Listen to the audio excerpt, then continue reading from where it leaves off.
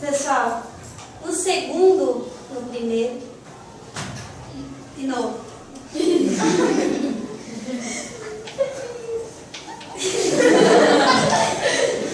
Pessoal, no primeiro bimestre, vocês estudaram as grandes navegações. O que foram as grandes navegações? Foi a primeira vez na história do mundo que os europeus fizeram grandes viagens.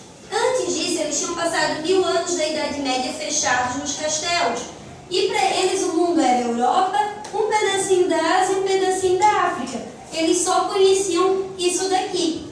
Mas no século XV eles tiveram que sair de lá, porque eles compravam as especiarias orientais que vinham aqui das Índias, que era a Índia, a China e o Japão.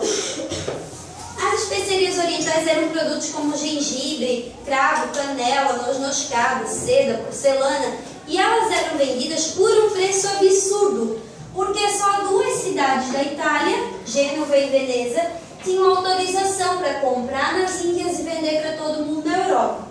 Então os países europeus começaram a pensar numa maneira de chegar sozinhos nas Índias e comprar esses produtos por um preço menor. Qual foi o primeiro país a fazer isso? Portugal. Em qual ano? 1442. 1415, professora. A ideia de Portugal era dar a volta aonde para chegar nas Índias? No mundo. A volta na África, professora. Que era como vocês deviam me responder. O segundo país a tentar chegar às Índias foi? A Espanha. Em qual ano? 1492. Mas a ideia da Espanha não era dar volta na África. Era dar volta ao mundo, professora. E o que nós dissemos? Só que a Espanha não sabia que existia a América. Ela achou que ia dar a volta e já ia sair direto lá. Certo? Bom, como Portugal e Espanha foram os primeiros países a conhecer as outras partes do mundo, eles se acharam no direito de dividir o mundo para eles. E o Papa, que também achava que era dono do mundo, porque ele achava que todo mundo era obrigado a ser católico e obedecer ele, foi lá e fez um acordo chamado Tratado de Tordesilhas e dividiu o mundo. Metade para a Espanha, metade para Portugal. Segundo o Papa, todas as terras que ficassem até 2.220 quilômetros da ilha de Cabo Verde seriam de Portugal. Já as terras que ficassem a mais de 2.220 quilômetros da ilha de Cabo Verde seriam da Espanha. Assim a Espanha ficou com toda essa parte da América, até porque a Espanha foi a primeira a chegar aqui, então ela tinha esse direito, né? O Tratado de Tordesilhas foi assinado em 1494. Bom, a gente viu também que o primeiro homem a sair da Europa e chegar na Espanha foi o Cristóvão Colombo em 1492. Ele que teve essa ideia de que o mundo era redondo. E ele veio para cá 4 vezes, mas na cabecinha dele ele estava nas Índias. Ele chegou aonde hoje fica a ilha do Haiti, certo? Bom, os espanhóis chegaram ali com Cristóvão Colombo. Depois veio o Hernán Cortés, que destruiu os astecas, o Francisco Pizarro, que destruiu os incas, como vocês já estudaram. E esses espanhóis, cada vez eles foram vindo em maior quantidade, porque eles encontraram muitos produtos interessantes aqui. Ali nos incas e nos astecas, eles encontraram muito ouro, prata e esmeraldas. Então esse foi o primeiro motivo para eles começarem a vir para cá em grande quantidade. Mas depois eles descobriram outros produtos muito interessantes que não existiam na Espanha nem na Europa e que eles iriam poder vender por um preço tão bom quanto era o preço das especiarias. Que produtos que eram esses? A erva mate, que eles aprenderam a tomar com os nossos nativos. Não. A erva mate, o tabaco, que é o cigarro, que eles também não conheciam, aprenderam a fumar com os nativos. O milho, que era uma novidade. A batata era outra novidade. O algodão era outra novidade. O tecido de algodão que os nativos faziam também era uma outra novidade. O anil, que era uma frutinha para fazer a cor azul, também era novidade. Enfim, eles acharam um monte de produtos bacanas que eles iriam poder vender por um bom preço lá na Europa. Assim eles começaram a ocupar o território da América. Mas o que acontece? Imagina um paísinho desse tamanhinho, cuidando dessas terras todas aqui do outro lado do oceano. Ia dar certo? Não. Olha o tamanho disso aqui. Qual foi a ideia que o rei da Espanha teve? Dividir em menores pedaços.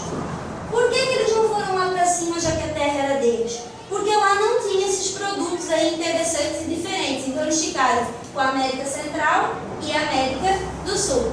E ele veio e dividiu a América Central e do Sul em pedacinhos menores.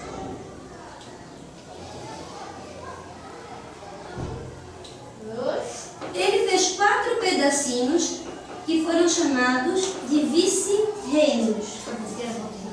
Certo? 4 vice-reinos. E ele escolheu lá na Espanha 4 homens de confiança dele para virem para cá com poderes de vice-reis. Ou seja, que eles poderiam fazer tudo o que eles quisessem. Eles eram as pessoas mais importantes. Eles tomavam todas as decisões. Só que eles tinham que ir lá, pagar os tributos, levar os produtos e obedecer o rei. Mas aqui eles tinham poder de rei, basicamente. Beleza? Sim. Até aí alguma dúvida? Sim. Não. Sim, não? Não, sim? Sim. Bom, gente, como era muita terra, eles dividiram em 4 vice-reinos, mas ainda eram vice-reinos bem grandões, eles tiveram que criar um sistema de administração bem bom, senão não ia dar certo. Os portugueses não criaram um sistema de administração tão grande assim no Brasil. Foi bem mais simples. Agora os espanhóis eles tiveram muito cuidado, certo? Os espanhóis criaram um sistema de administração enorme. Por exemplo, eles criaram aqui na Espanha a Casa de Contratação, no ano de 1503. A Casa de Contratação, ela cuidava do comércio, certo? Então ela decidia os preços e os impostos dos barcos que iam e vinham. Por exemplo, vamos supor que o Guilherme ele veio morar na América e ele tem uma plantação de erva mate. Para levar a erva mate dele para lá para vender, ele vai na casa de contratação, eles vão dizer quanto vão querer de imposto dele, ele paga, depois ele vende a erva mate para quem quiser, certo? Agora vamos supor que era ao contrário. O Guilherme morava aqui e ele trazia produtos da Espanha para vender aqui, porque tinha muita coisa que não era produzida na Espanha, como armas, pólvora, coisas mais avançadas ainda não eram feitas aqui. Então, ele trazia de lá. Então, ele tinha que pagar o impostinho também, a casa de contratação, para trazer e vender aqui. Então, a casa de contratação, ela cuidava do comércio, beleza?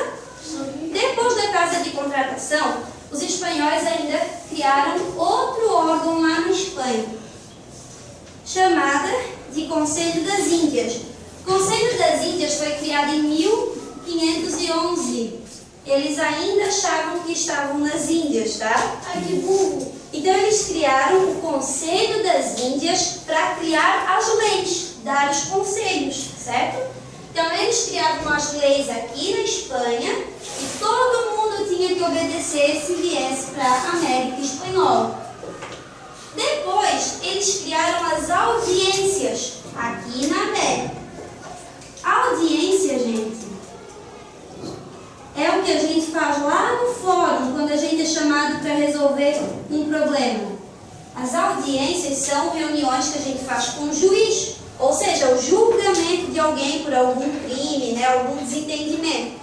Então, eles faziam as audiências aqui. Eles já julgavam aqui as pessoas para não ter que ir lá para a Espanha, Porque imagina a confusão que ia dar. Além das audiências, aqui eles também criaram os cabildos. Os cabildos eram policiais, tá? Eles eram os homens encarregados de prender, de procurar quem fazia alguma coisa errada nos vice-reinos e levar para a audiência para ser julgado. Aí lá no século XVIII, quando os índios começaram a morrer em grande quantidade, já tinha passado mais de 300 anos que eles estavam aqui. Aí que eles resolveram criar uma corte de justiça indígena, ou seja, uma corte que protegia os índios. Isso, os nativos.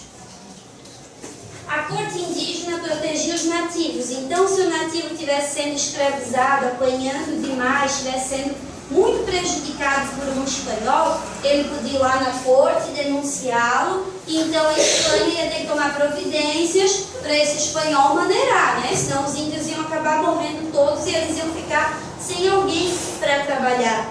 Porque os espanhóis, eles usaram muito os índios, tá? Muito. Os índios sofreram demais nesse processo de colonização espanhola. No Brasil isso não aconteceu. No Brasil os nativos fugiram muito, conseguiram se proteger. Aqui não tiveram tanta possibilidade assim. Lógico que alguns conseguiram, mas foram poucos, tá? Pergunta, Guilherme. Doutora, me diz uma coisa. Como os índios falar português, os nativos, conseguir falar português e espanhol? Não. Até os nativos aprenderem o espanhol aqui ou aprenderem português aqui, isso demorou várias gerações. Então, como eles se entendiam antes? Por gestos, ou na violência, o espanhol chegava na tribo, já chegava com pólvora, com armas potentes e tudo mais. O nativo ia fazer o quê? Ia dar uma flechada na arma? Tira dentro do cano. Aos pouquinhos eles vão aprendendo uma palavrinha ou outra, a próxima geração já vai saber mais um pouquinho. Isso demorou séculos até eles aprenderem completamente. Eles viviam quantos anos? Igual a gente, 70? 40, 50, um pouquinho menos do que a gente, porque a medicina ainda não era tão avançada. A nossa média hoje é de 70 anos mais ou menos, na época era um pouquinho mais baixa.